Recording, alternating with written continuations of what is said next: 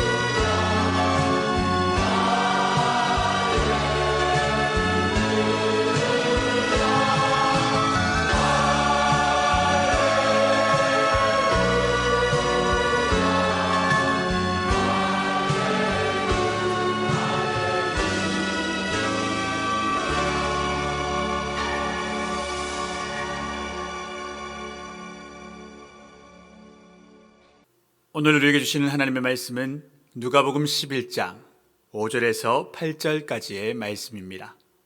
영상을 통해 함께 따라 읽으시겠습니다. 너희 중에 누가 벗이 있는데 밤중에 그에게 가서 말하기를 벗이여 떡 3덩이를 내게 구워달라.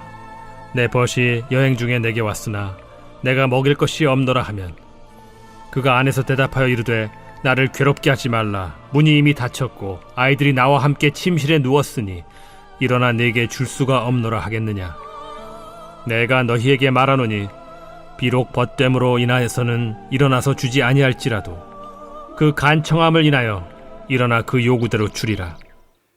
예수님 당시 서민들은 조그마한 지붕을 놓고 온 가족이 한 방에서 생활을 했습니다.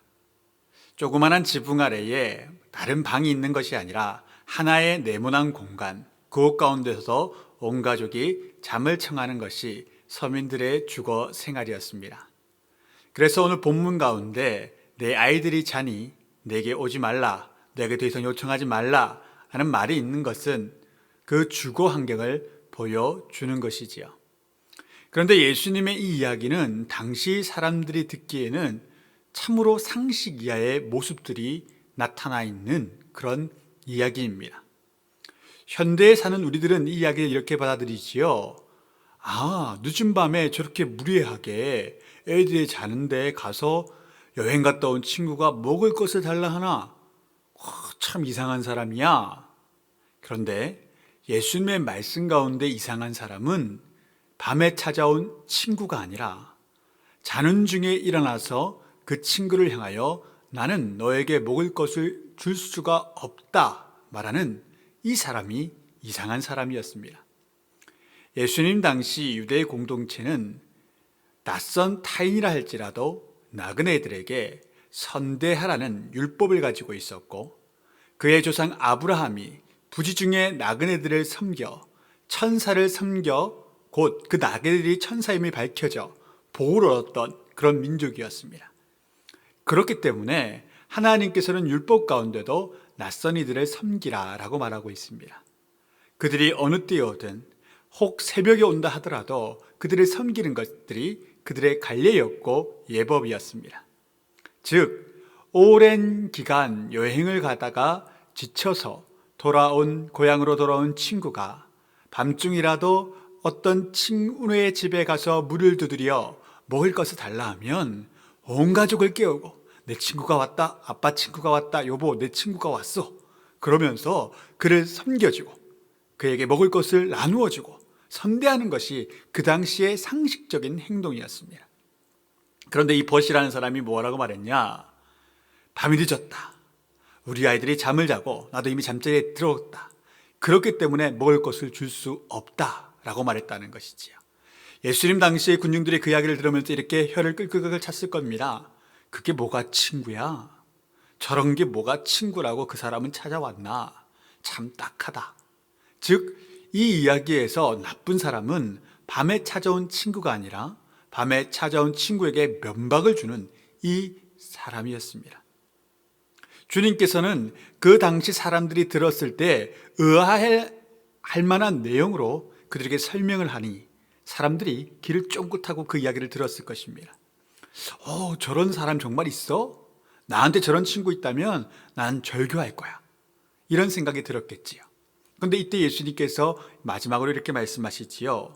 비록 벗됨으로 인하여, 즉 그 친구를 문전박대했던 사람이 먹을 것 없다라고 말하면서 주지 않으려 했지만 벗됨으로 인하여 주지 아니할지라도 그 간청함을 인하여 일어나 그 요구대로 주리라 라고 말하였습니다. 나쁜 사람이라 하더라도 누군가가 다가와서 간청하면 귀찮아서 혹은 측은지심이 들어서 그의 요구를 들어준다는 말씀이지요. 예수님께서 하고자 하는 말씀이 무엇이겠습니까? 그런데 나쁜 사람도 이러할진데 하물며 너희 하나님께서는 어떠하시겠느냐? 그리고 본문 뒤로 그 내용들이 나오지요. 하물며 하나님께서, 여러분 이것이 중요합니다. 나쁜 사람들도요, 혹은요 마음이 완악한 사람들도요, 어떤 사람에 가서 귀찮게 하고 간청하면 그의 이야기를 들어줍니다. 귀찮아서라도 말이지요. 하물며 하나님께, 하나님의 자녀인 우리가 간청을 하면 하나님은 어떻게 하시겠습니까? 하나님의 말씀은 약속해 주셨습니다. 반드시 내가 역사하리라. 문을 두드리라 그리하면 열릴 것이요, 찾으라 찾을 것이요, 구하라 그리하면 주시리라. 이 하나님의 메시지가 오늘 본문 가운데 다시 들어가 있는 겁니다.